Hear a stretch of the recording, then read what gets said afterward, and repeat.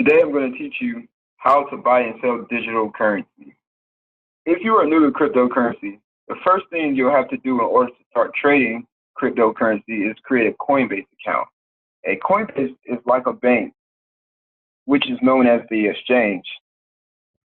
On Coinbase, you can easily set up your bank account and start trading today. It's just as simple as that. On Coinbase, you will have to first verify your identity. This means you will have to provide personal information. Don't worry, it is a safe, secure website that values your personal information. Also, when users sign up for a Coinbase account and deposit at least $100 using my link, you will get a free $10 of cryptocurrency on your first initial deposit. And the link is on this page on my website at www.morefundsonline.com. And you will just click here, sign up for Coinbase, and get your free $10.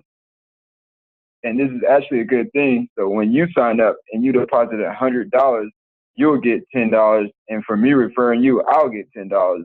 So I advise you to just please sign up with my link.